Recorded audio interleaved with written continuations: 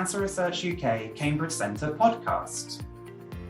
The Cancer Research UK Cambridge Centre unites over 1,000 world-leading biologists, chemists, physicists, engineers, mathematicians, computer scientists, clinicians, nurses, and allied healthcare professionals from across Cambridge and the UK to tackle cancer from every angle. Our mission is to end death and disease caused by cancer through research, treatment, and education. We are detecting cancer at its earliest stage and are developing personalised treatments for every patient through facilitating new collaborations and driving the translation of new scientific discoveries into clinical applications to improve patient care.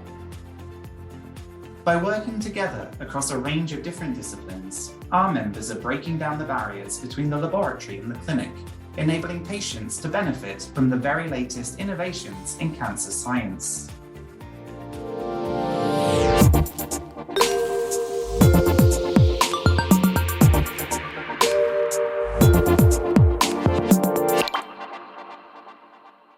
In this special episode of our podcast, we bring you a recording of a live Ask Me Anything event held by our Pancreatic Cancer Programme for World Pancreatic Cancer Day on the 18th of November.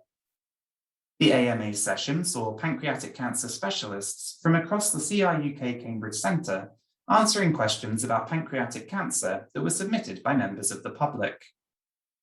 If you have a question that you'd like us to answer in a future podcast episode, or if you have ideas for topics that you would like us to discuss in a future series, please let us know by visiting our website at www.crukcambridgecentre.org.uk/podcast.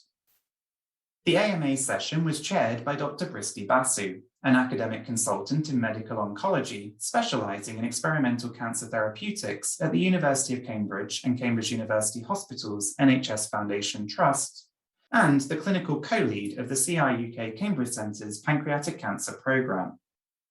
I'm now going to hand over to Bristi, and we hope that you enjoy the event.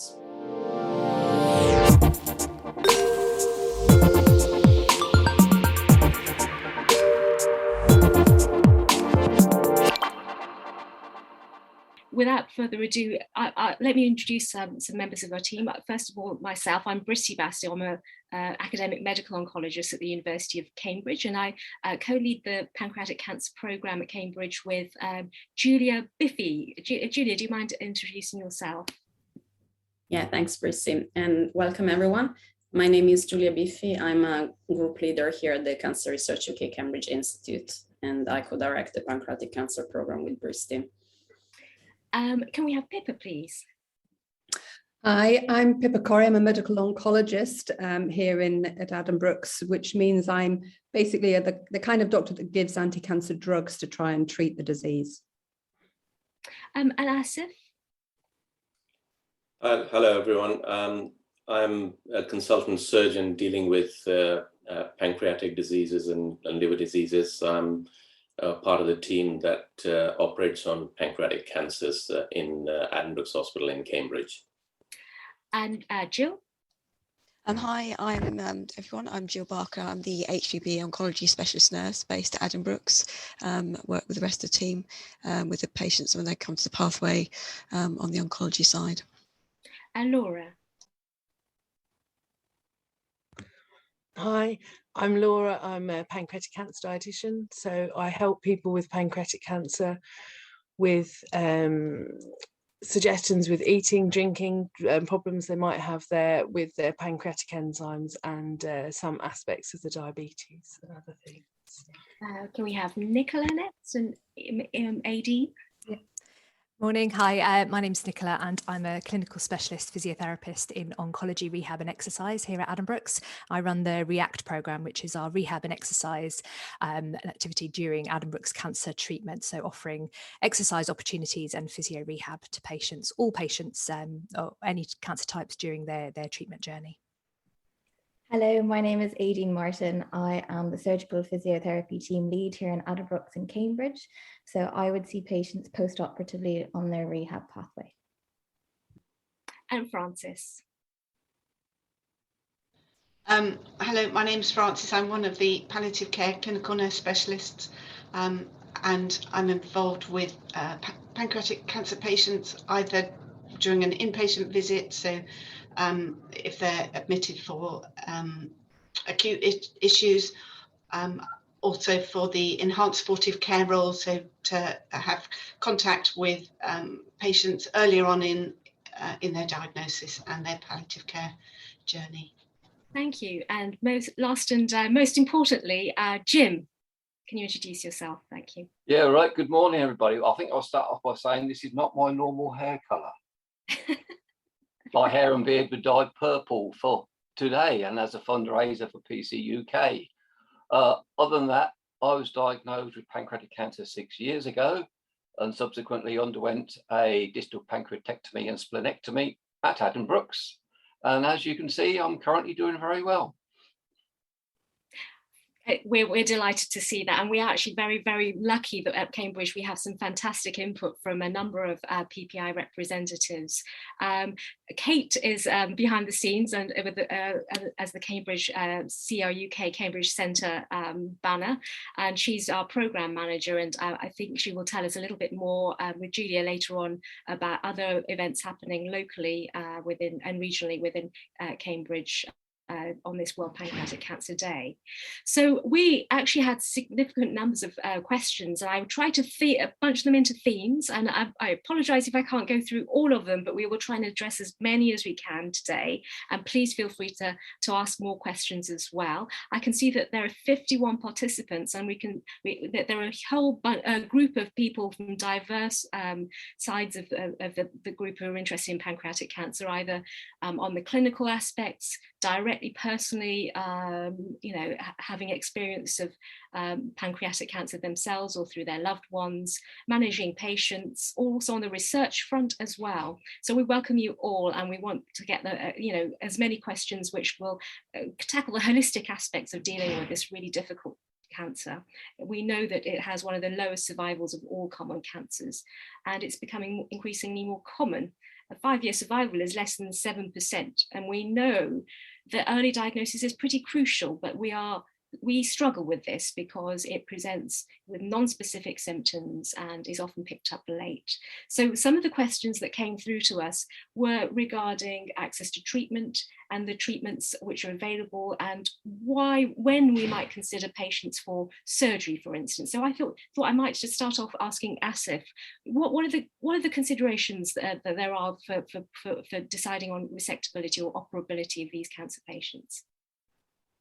Thank you, Bristi. So, pancreatic cancer, like many other cancers, are obviously highly dependent on whether they can be removed or not. Surgery is the key part of that treatment, the mainstay of the treatment. So if you can remove the pancreatic cancer, that is best thing for the patient. Unfortunately, what we see is that the majority of the cancers, the pancreatic cancers that come through to us, are already not resectable, i.e. They cannot be removed. And there are two aspects to it. One is that the cancer might have spread to other organs, distant organs, which we call metastasis. So even if the pancreatic cancer is small, and if it has gone into liver or lung or any other tissue that we can't remove, then obviously that cancer is not amenable to removal, because even if we remove the main pancreatic cancer, we'll be leaving cancer spread elsewhere. So one is the distant spread. The second part, which we do struggle with and try and assess and give the benefit of the doubt to the patient as much as possible, is the local spread. Pancreas is an organ that is set between lots of organs, lots of very major blood vessels that are key for survival, such as the blood supply going into the liver, intestine, and so on and so forth. So the second aspect is what we call as locally advanced pancreatic cancer, which means that although it's not spread to distant tissues or organs, it is just too big or involving just the wrong or key structures where it is. And if we cannot remove all of it, then it is futile to remove only part of it. So in other words, for example, if it is involving the blood supply going into the liver, it is too much of a surgery, too much of a risk to remove all of that and the cancer. So when the cancer is locally advanced, or it is too complex or too big locally, that also we can't remove. So all of these things are determined by a very thorough staging procedure. We spend quite a lot of time on staging to make sure that we detect the right individuals that have resectability. As I said earlier, we give the benefit of the doubt to the patients as much as possible and try to resect them, because it is the key to treatment. But sadly, vast majority, to the tune of 70%, perhaps, if we push it more, maybe 60% people are still unresectable at the time of diagnosis. Thank you very much for that. Well, I actually had a very specific and early question, actually, but even before that, which we will answer live. What does the pancreas do? Laura, why don't we start with you? Are you able to help us with this, please? Sure. So the pancreas has got two main roles in the body, and they're all involved with dealing with the nutrition that we eat. So there's the pancreas produces enzymes that mix with the food that we eat in our bowel to break it down into pieces small enough that we can absorb it through the wall of our bowel, and therefore it nourishes us.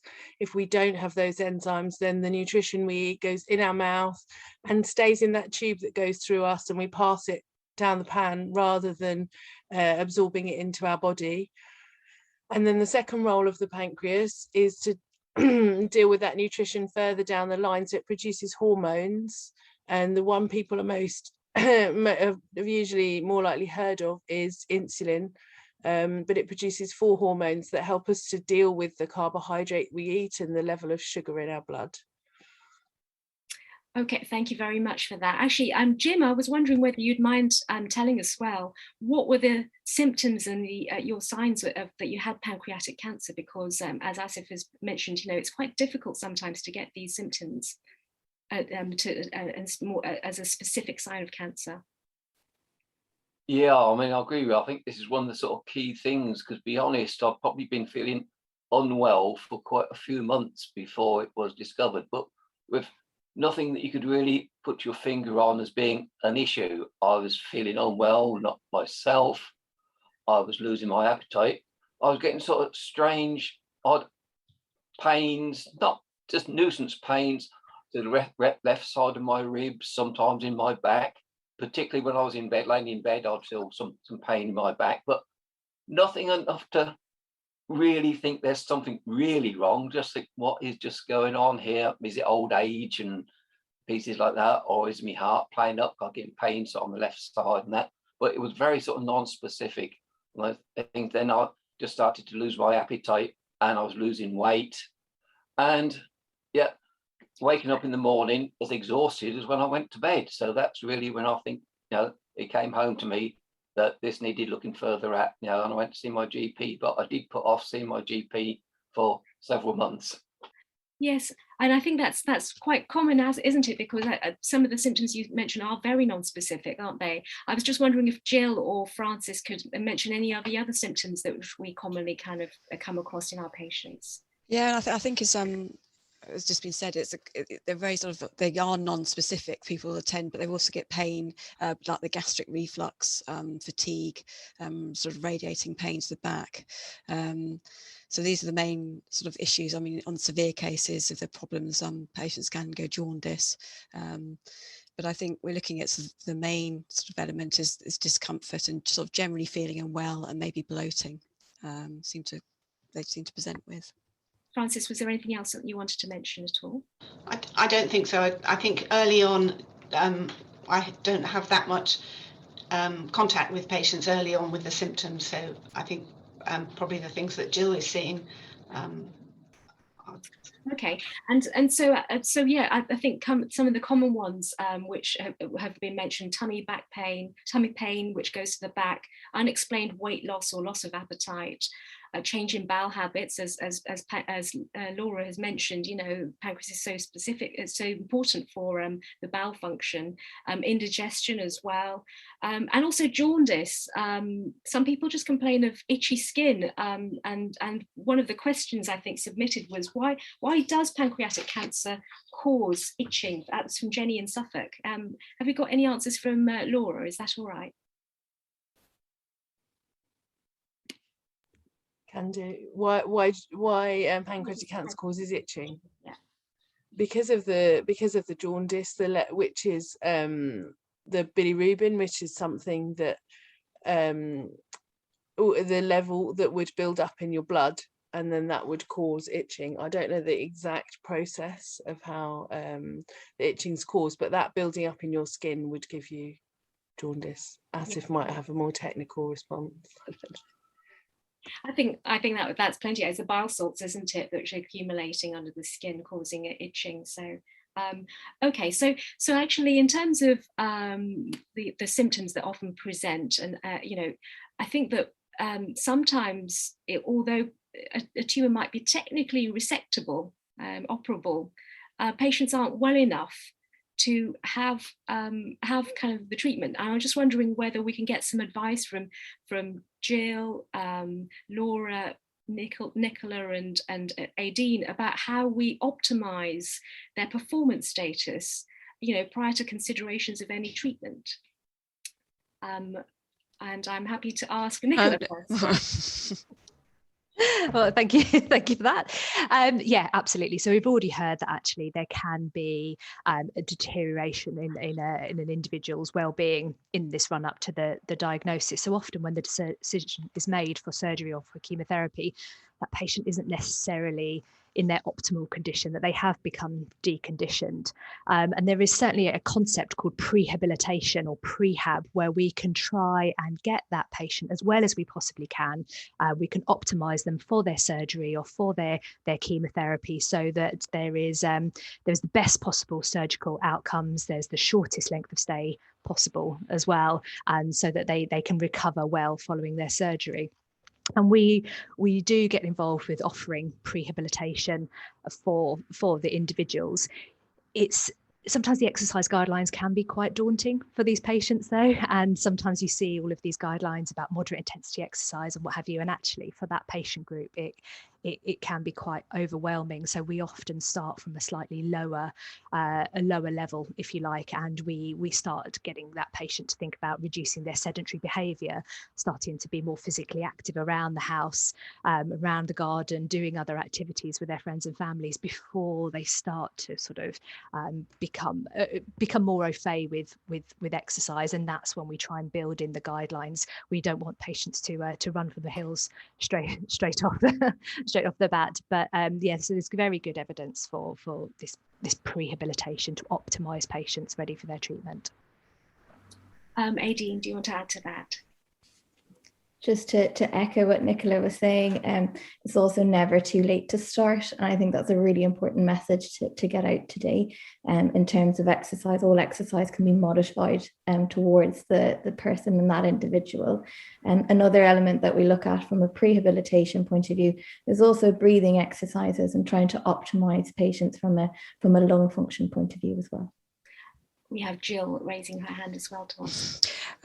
Yeah, just I think often when you see patients at the beginning of the journey, maybe sometimes I find it's even when you're visiting them on a surgical ward, the main things I think to optimize is obviously they've lost weight, is their dietary input, but also psychologically I think we need to work on, it's obviously a shock diagnosis, it's trying to sort of help get the head around it, and you know, family members as well. I think if they're not in the right place mentally as well, it's going to be a hard thing to begin the journey and sort of want to build themselves up in a dietary way, and help with fatigue, etc. So I think it's really important to mention that. Maybe can I ask Laura first to talk about diet, and then maybe we can address some of the resources that people can access to help support them through this. So in general, what people would need. So various different people have mentioned various symptoms that people get when they have pancreatic cancer, and a lot of those would impact on someone's nutritional intake for a variety of reasons. So if you're tired, it's harder to go shopping, it's harder to prepare food, it's harder to want to eat so much. If you have a change in bowel habit when you eat, then that can put you off eating. So there's lots of reasons why people might eat less or might modify what they're eating. Our primary goal, I suppose, in helping to nourish people is definitely to support people in being able to eat enough, but really initially helping their body to deal with the nutrition that they do have. So that's the pancreatic enzyme replacement. So I mentioned earlier that one of the roles of the pancreas is to produce these digestive enzymes. And if the pancreas isn't producing enough, or because of a tumour they're blocked from getting into the bowel, then we can replace those in a capsule. So people can take these pancreatic enzymes, which actually come from pig pancreas, to be able to digest what they eat. So sometimes people don't actually need to eat any more to stop losing weight. They just need to be able to deal with the food that they are having. Or if maybe they have undiagnosed diabetes, which means that your body can't deal with the carbohydrate that you're eating and the level of sugar in your blood goes really high, then you lose weight because of that. So helping people to so that we can identify that and then treat that as early as possible is most helpful. And then people can get all sorts of individual side effects either of the cancer or its treatment, and then we would look at those. So maybe their stomach is taking a bit longer to empty and they need a liquid diet, or maybe they have a sore mouth, or finding swallowing hard, or any sort of range of things that people come with. Then we make a sort of bespoke plan for them depending on whatever their symptoms are. Thank you. And was there anything from Jim or anyone else about that side of things? Yeah, I mean, a lot of this sort of rings true really with what has already been said, and in particular sort of things that sort of Laura has mentioned, the loss of the appetite. And my wife would be putting my favourite meal in front of me, I would eat a few mouthfuls of it and I felt full up. And you can imagine how well that goes down at home. But it was those kind of issues, but it was all non-specific, and I was sort of losing weight. At that point then, we didn't know what was going on with me, but, and my GP surgery, and I'm no criticism of them whatsoever, they didn't initially make this link because it is such a difficult thing to pick up on. Blood tests had confirmed that I've got high blood glucose levels, so it's assumed that I'd become type 2 sort of diabetic. Well, with hindsight, you can see that this was causing the diabetes, and it's only from the follow-ups and the time I spent with the diabetic nurse at GP surgery when my blood sugar levels were still not dropping, when finally the alarm bells rung, and the investigation for the cancer started. But yes, and building yourself up, I can wholeheartedly agree with that. Okay. The emotional build is the key thing, I think, really. Having some positivity and belief that, you can come through this. Thanks, Jim. That's really important. Okay, so I think there was a question from the audience about how common a metastasis is in pancreatic cancer, and how common advanced diseases. We've addressed some of the early disease where there might be resection options. Pippa, I was wondering whether you might kind of start to talk to some of the more advanced treatment options, the treatment options for more advanced cases of pancreatic cancer and how common it is.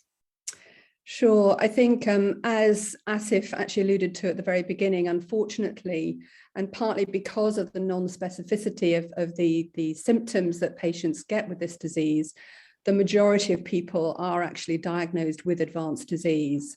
And that's something that clearly we are very much focusing on from a research community as to how we can change that, and we can get onto that later.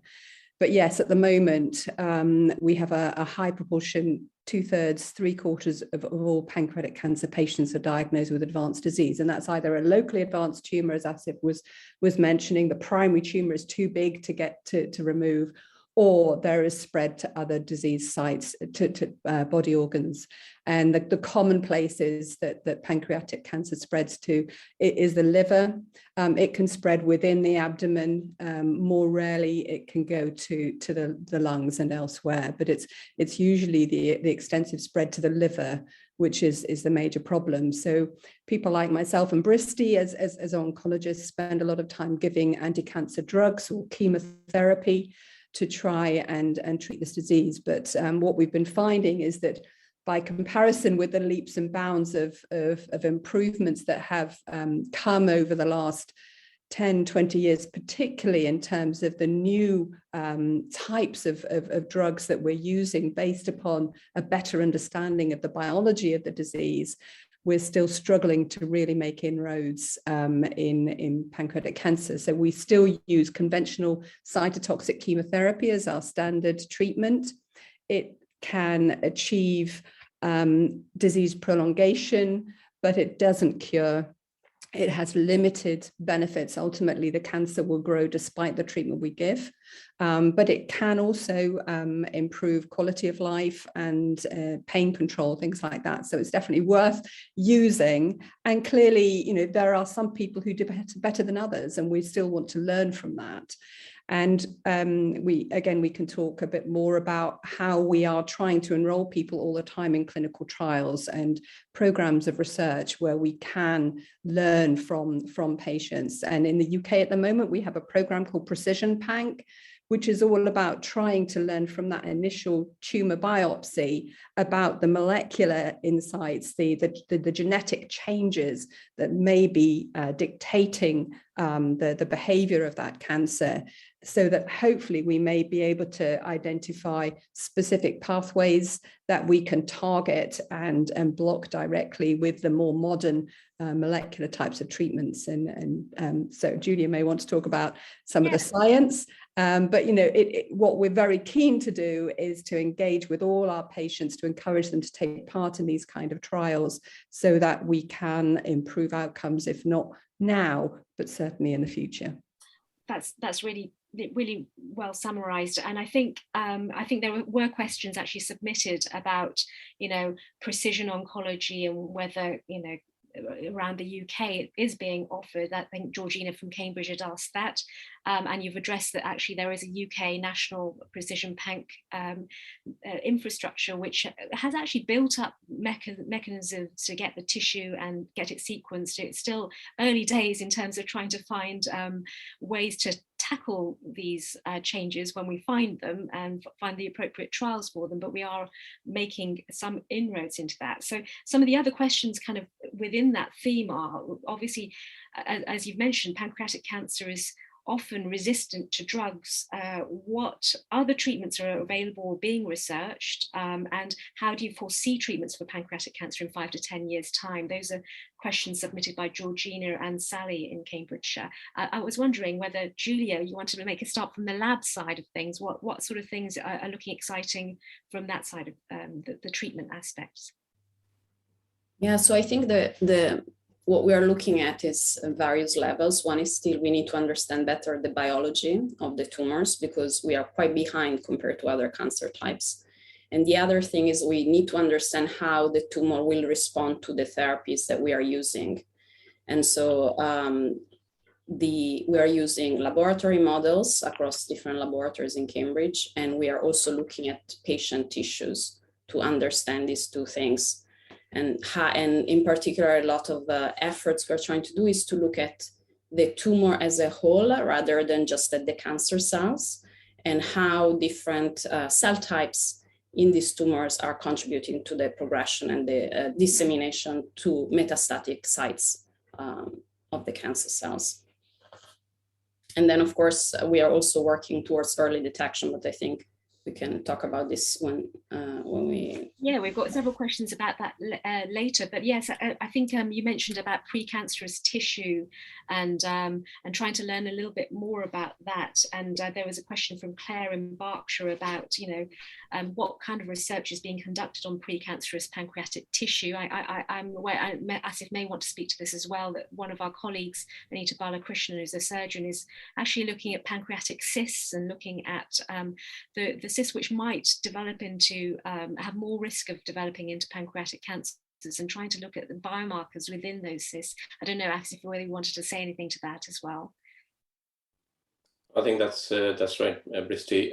So there is a lot of work going on in early diagnosis, particularly for high-risk cancer patients. So as you mentioned cysts, one of my colleagues is looking at it. There is obviously work going on in trying to get early diagnosis for people that have family history, a strong family history of cancers, or indeed they have genetic mutations that are part of cancer syndromes. Ms. Balakrishnan also is looking at circulating tumor DNA and that sort of thing. So there are lots of work going on in early detection, but they are still very much in the lab rather than in the clinic. So the application is still some time away. So I think that, you know, there are, to answer Claire's question about research being conducted on precancerous pancreatic tissue, there are efforts happening, and actually even in the Sanger, I think they are going to be looking at pancreatic cancer, pancreatic tissue, which might not have cancer, and also in patients who, just to look at field changes to the genetic kind of molecular profiles within some of the non-cancerous tissue, just to work out whether they can learn a little bit more about that. So there is some interest in finding out what, you know, why these cancers are developing. Maybe we can start to look at the question, actually, because there have been several questions about biomarkers and how we get this cancer earlier, which is so important, because we really want to get this cancer so we can cut it out and give treatments to it so that we can cure it, you know, and we're not in that position yet, because frequently it's beyond resection. So in terms of that, I mean, I think Pippa, you're aware about the GRAIL study, and would you mind speaking to that a little bit, and I can say a little bit more as well.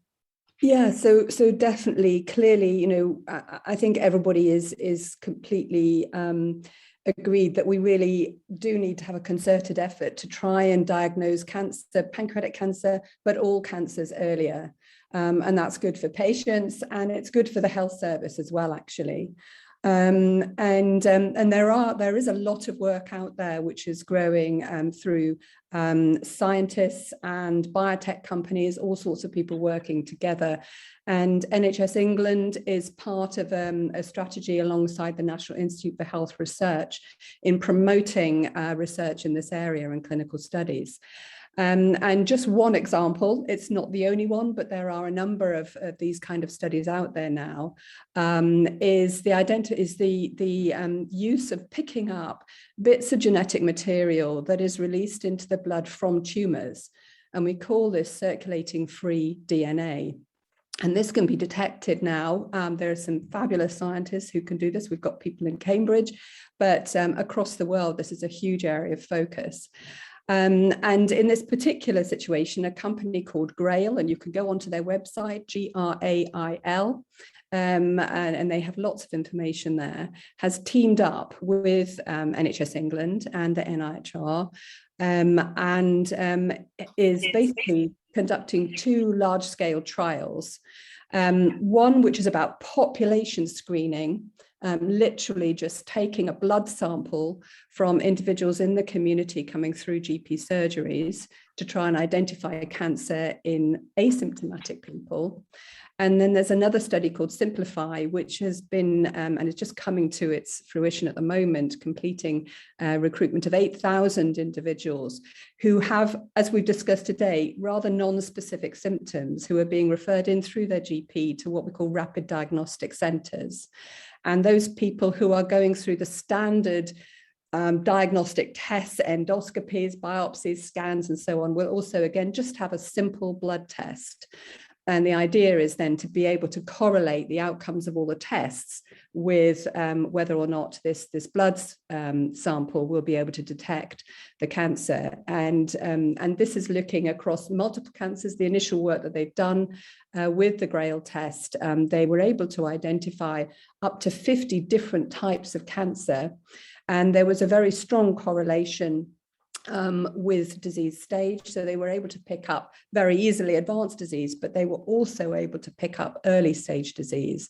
So the idea is if we can shift from being able to pick up earlier stages of disease, we will get more people to ASIF for surgery, and we will have hopefully fewer people coming through to me and Bristi.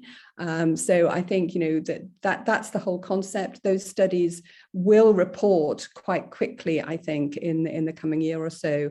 So literally, we're talking a simple blood test to replace a whole gamut of complex diagnostic tests and so on. It's very hopeful at the moment. I think we just have to keep our fingers crossed that the results are good.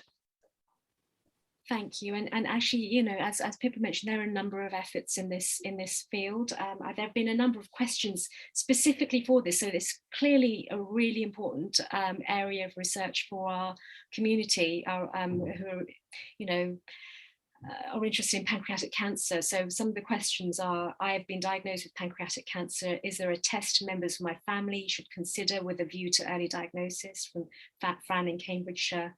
Is there a screening blood test that I can have for pancreatic cancer? That's actually from Lindsay in Warrington. To help earlier diagnosis, could a research trial give a liquid biopsy and access participants' health records over an extended period of time for the high risk groups? That's from Georgina in Cambridge.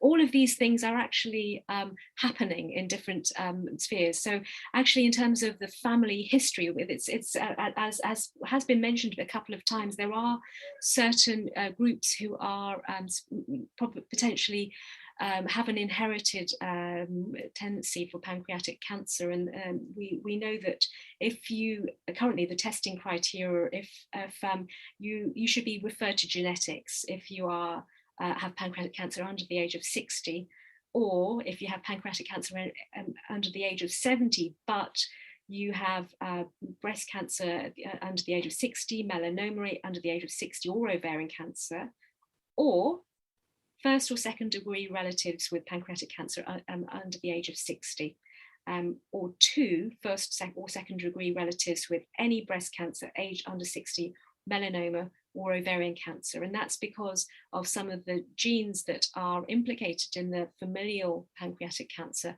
So the inherited types of pancreatic cancer, BRCA2, CDKN2A, for the FAM syndromes.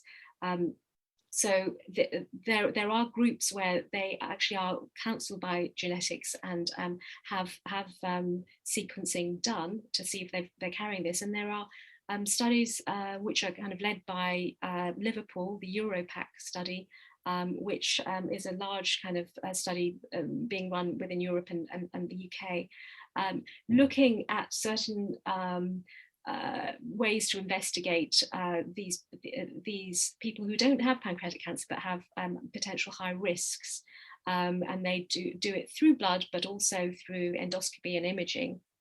Now, one of the ways we really want to try and bring this more widely to people in the public is to make it these biomarkers non-invasive, and so to that end, Pip has mentioned the blood testing within the GRAIL study. We have also a study which I believe is it was actually only earlier this year, where there was a PanFam1 which was looking at the IMRAY PanCan-D test, which was looking at some kind of a signature produced by the pancreatic cancer, which resulted in an antibody signature when you run it through a panel, and that has actually been validated in the UK population. So it's being tested, and I suspect that you know it's being commercialised. So we will potentially hear quite within the next year or two how that's going in terms of wider adoption as well. Also, I think John from Essex has asked about Europanc. That's spelled UROpanc. That's a study which is being run from Barts with some funding from PCRF. And there they're looking at 3 biomarker signatures within urine, and they're trying to test it in a few thousand patients to look at potential patients with high-risk features and symptoms versus other populations. So this is a very active area of research, because we actually completely get why we need to detect this cancer earlier. I think that there's no question that we see that as a priority. And that's something we're doing at Cambridge. It's something we're doing nationally and internationally, and we try and join the dots. Okay, so I think there were some other questions regarding that. Actually, I think we've answered about the PALB2 mutation. So that PALB2 is seen actually in pancreatic cancer as well, and generally that would be those patients might be referred to the Europanc study, which is Europac study which is being run from Liverpool, but has different sites within the UK. The closest to us, I think, is actually in London. Okay, so I'm just looking through.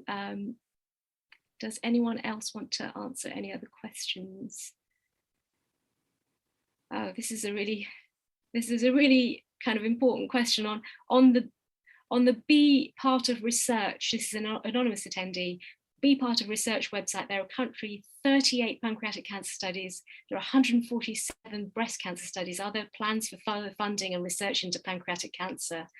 Well, we really think that it should be. It should be. I think traditionally there's been a bit of a feeling of nihilism around this cancer, because it's easy to understand when we haven't made massive inroads into the kind of survival outcomes. They really haven't changed very significantly for decades. I don't know if Giulia would like to say something about this. Yeah, as you said, we haven't really made much improvement. Definitely, there's way more research than there was 20 years ago. We can see that. We still have a way long to go to make better models in the labs that better recapitulate what we see in the patients. And I think when we get there, we will be able to translate what we find in the lab to the clinic more quickly. And this is also what is great about Cambridge, is that there's a lot of collaboration between the academics and people like me in the lab and people like Bristi in the clinic. And we keep communicating about priorities for the patients and how we can make waves. Yeah, thank you. And actually, we really need our patient advocates. We really need the public to prioritize this and tell funders this is actually something we need to work on. So we're all part of the same community, and we all want the same aim, which is to improve the outcomes for pancreatic cancer. Okay, so there are several questions coming through which are quite similar on the genetic aspects, and I think that the guidelines, if you actually access the Europac registry website, they will have certain guidelines on how you can be referred and whether you meet the criteria for those sorts of studies. So I've just answered the question from Fran and from anonymous and attendee, which I think has addressed that kind of aspect. So I have something from Roy.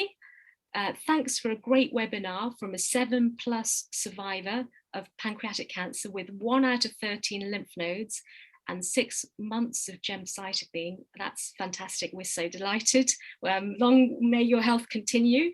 And actually, we did have a question from Sally in Cambridgeshire about I believe that she's done very well with her pancreatic cancer diagnosis, exceptionally well on FOLFIRINOX. And why is that? What makes her what makes her tumour special or her special? How do we find out about why certain patients are going to be more sensitive to some of the treatments which are adopted in clinical practice? So Pippa, maybe you can start here. We're very happy to. Yeah, I mean, I think this goes back to the understanding that, you know, not all cancers are the same. And traditionally, we have literally boxed people into, well, this is pancreatic cancer and we treat it this way. This is breast cancer and we treat it this way. And what we've absolutely learned over the last 10, 15 years is that this is really not the case. And that at a molecular, because we're looking under the microscope at a you know, it's still microscopic, but it's at a sort of a cellular level. Everything looks the same. But when you get people like Giulia looking at the molecular level, the nitty-gritty genetic makeup of the cancers, then you see lots and lots of variation and differences. And this is when this concept of precision medicine comes in, that we actually really need to understand the individual personalized tumor so that we can hopefully, and I think there were some questions around this, generate personalized medicine for the future. And so if we take FOLFIRINOX, for example, there's a number of different drugs in there, but we do know that these drugs were working in different ways. And one of the possibly the key drugs in that combination is a drug called oxaliplatin. And these platinum drugs are working in a particular way to cross-link DNA and stop it functioning in the normal way. And it may be that there are a certain set of genetic changes that are actually predisposing to that particular type of chemotherapy being effective. So if we can actually characterize each individual patient's tumor and identify those people who have, or those tumors that have those changes, maybe we can actually push those people into them being the ones that have FOLFIRINOX or platinum-based chemotherapy. And this is the basis of, again, one of the trials in the Precision Panc program, Primus 001, is very specifically looking to see if we can identify a particular genetic signature that actually will predict for platinum-based response. So it's this kind of thing that we are working towards. At the moment, we just, you know, we're in that process. And hopefully in the coming years, we will be able to get the answers that we need so that we will hopefully be able to start personalizing people's treatment. Thank you. And I think, you know, one of the questions which came from one of our anonymous attendees is, how do I know if I'm suitable for one of these trials? It's okay to ask. It's okay to ask your oncologist, ask your GP. There are resources, the Pancreatic Cancer UK, Cancer Research UK, sites as well, which might direct you to where some of these research studies are being done. So please don't feel that because it hasn't been offered necessarily, that you're not right to ask. Please do ask. Okay, so actually, I think we've talked a little bit about treatments and how treatments might be changed in the future. Actually, I'm going to stay just for a couple more minutes on this before we draw it back to some of the symptom side of things. In terms of where research is going in the future, research investment in basic biology, and also, you know, I think where treatments are going in the future, we have to obviously understand that it's not just the pancreatic cancer cell, which is the problem. You know, there is the surrounding cells, which I think is a focus of Giulia's work. We would also like to work out why some of the treatments that Pippa has mentioned have worked in other cancers, immunotherapies, for instance, why they're not particularly active in this particular cancer. Why is it that the immune cells just aren't within the vicinity, or the wrong immune cells are within the vicinity, and that means that you can't get your own immune system to work against the cancer? How can we actually work on improving that, you know, so that there are ways of bringing in other cells outside of the pancreatic cancer cell to try and improve that. I don't know whether Giulia or Pippa would like to mention anything about this. I know Pippa has a clinical study we're planning to open nationally in the next year, but Giulia's also got a very active area of research on this. Jordan, I'll kick in and Giulia, you pick up. I think, as I'm also in my other half of my life, I treat a disease called melanoma, and immunotherapy has absolutely revolutionized how we treat melanoma. And I think many pancreatic cancer patients often say, well, why can't I have immunotherapy? Why isn't it a treatment for me? But the disease, again, is very, very different. And if you look under the microscope in melanomas, you see lots and lots of immune cells that are packing in there alongside the melanocytes. And also what you see at the molecular level is you see lots and lots of abnormal genes, gene mutations. And that's because in the case of melanoma, a lot of that damage to the skin generated by the sun, so sun damage generates mutations. And those mutations actually get our T cells really, really busy, because the T cells are the key cells in our immune system that are actually going to fight the disease and kill off the tumor cells. Now, in the case of immunotherapy, the kind of drugs that we're currently using called immune checkpoint inhibitors, they are actually enhancing the behavior of the T cells that already exist in our body. So if you have a tumor that is sitting there with lots of abnormalities, if you then charge up those T cells to get to work, you get a really good response. And that's why it works in melanoma. In pancreas, it seems to be completely different. So if you look at a pancreas, the T cells are not within the tumor. They're sitting around the tumor, so they're not getting into the tumor. So that's one issue. But the other thing that we're interested in is this number of genetic mutations, and we call this tumor mutation burden. If you look again in pancreatic cancer, although it's a very abnormal disease, the number of mutations is nowhere near the number that again we see in melanoma. But again, going along that concept, well, even if there's a subgroup of people who do have very high levels of tumor mutation burden, could we identify those individuals and then at least offer them an immunotherapy approach? And that's what we're trying to do in the study that I'm leading on, where actually through our precision medicine molecular profiling, we will be able to measure tumor mutation burden. And in those people that have a very high level of those mutations, we will offer them an immunotherapy approach and see whether, again, just by identifying a subgroup of patients, we can improve their outcomes at least. So it's just one other approach to how we can try and break down this concept of just giving everybody the same treatment. Okay, Julie, do you want to maybe just add to that? Yeah, so as Bristi mentioned, my lab works on the non-cancerous cells of pancreatic tumors. And that's because, maybe surprising considering this is such a deadly disease, but the majority of the cells in a pancreatic tumor are not cancer cells, are fibroblasts that are cells that we work on in the lab and other immune cells.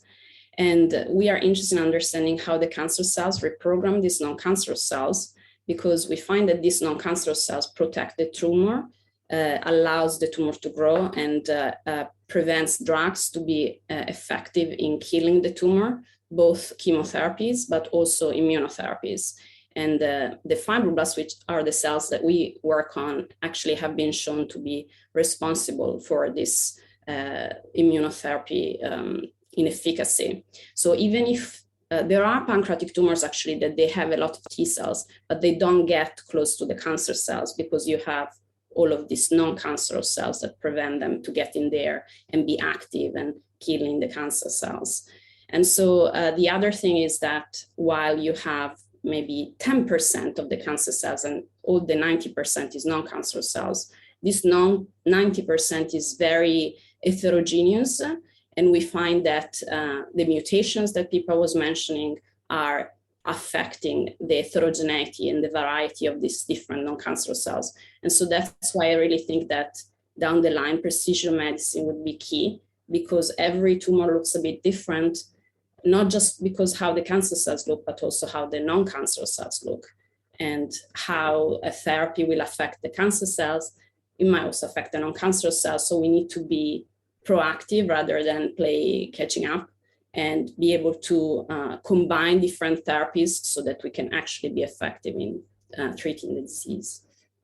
Thank you so much. Those are really, really interesting questions and answers, I think. So I think we have to bring it back now down to reality in terms of what we have currently. We've got so many exciting things on the horizon, but many of our patients just don't get to any form of treatment. 7 out of 10, I think that was an absolutely devastating statistic that Pancreatic Cancer UK found, that 7 out of 10 people with this cancer don't actually receive active cancer therapy or treatments, and actually they're in their situation, they are for best supportive care, symptom control.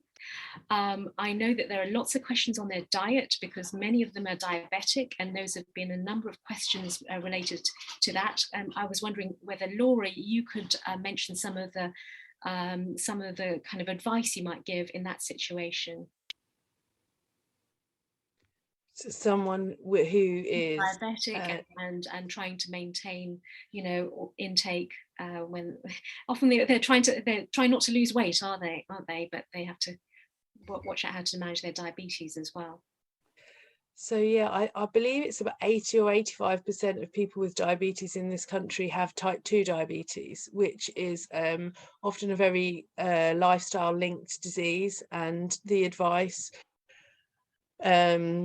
given out with healthy eating messages to people with diabetes is very targeted towards type 2 diabetes, and that's not appropriate for someone with pancreatic cancer. So most people with pancreatic cancer who have diabetes will have what's called type 3C diabetes, which is different from type 1, which is an autoimmune condition, and different from type 2, which is a metabolic condition. It has similarities with each, but it is different and needs to be treated differently. And if someone has pancreatic cancer and diabetes and they're given this healthy eating advice, then that's not appropriate, because they need to be nourished in a different way. Aiming for weight loss is not appropriate. So we have our exercise experts here, but still activity and using your muscles is appropriate, but in a different way, and not aiming to lose weight, as I mentioned. So sometimes people can get conflicting messages where they are treated by someone maybe in a GP practice or that hasn't come across 3C diabetes before and is used to treating someone with type 2. I mean, you can be overweight with pancreatic cancer and it's still not appropriate to aim to reduce your weight.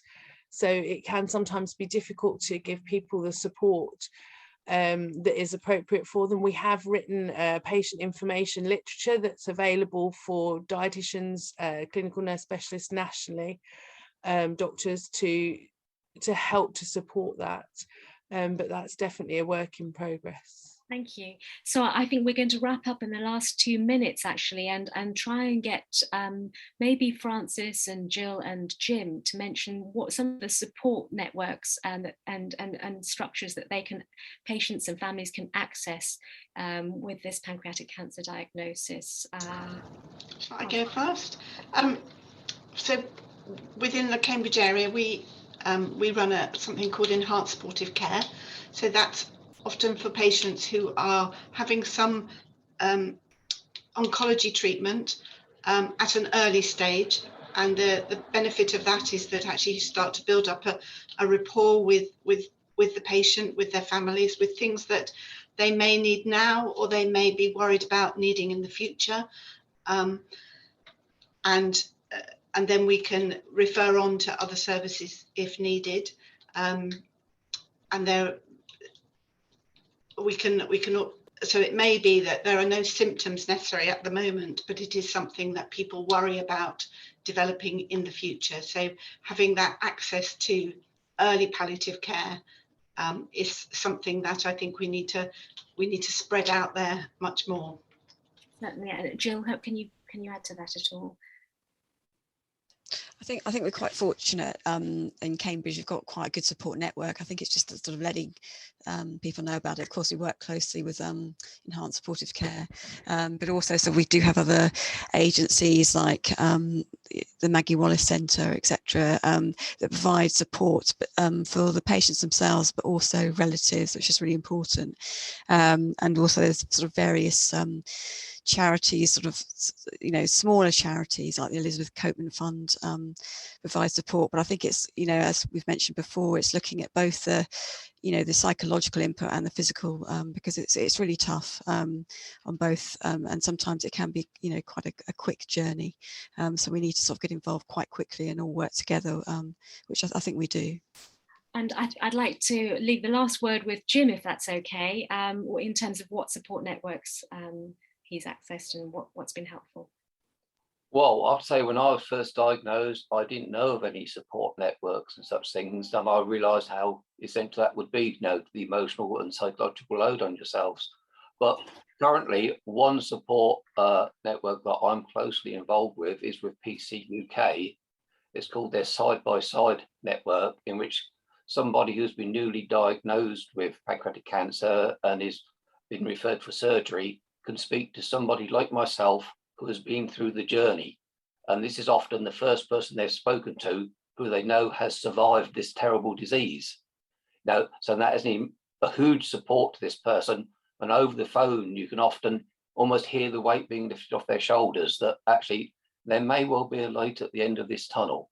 I think that is the key thing. People need that kind of positivity, which then helps them when they're going forward into surgery and the rest of the trip, having some hope. Because when I was first diagnosed, I'll be honest with you, I couldn't see Christmas ahead of me.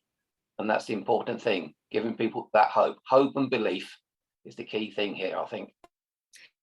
Thank you so much for that. That was a really wonderful way to wrap up this. And I think, yes, we want to get away from the nihilism. We're so committed to improving the outcomes for this cancer. And World Pancreatic Cancer Day is a great time to focus our minds on how this is going to happen. There are several events happening locally and regionally. We will have on our Twitter page and also our website how you can access some of these. We had so many other questions coming through. I wasn't able to get us to answer all of that, but we will try and address a few of them either via Twitter or via our website where we can. But I just want to say thank you so much to all of our wonderful panelists here. Thank you to the other supporting members from PPIE and Amanda Stranks from PC UK, Anna Lakey, Rhys Grant, our Cambridge Science Communications lead, and Jim, certainly for your voice as well today. We hope it's been useful. We hope to do this again sometime, and we'd love to have some feedback from you, but hope you have a very good day. Take care.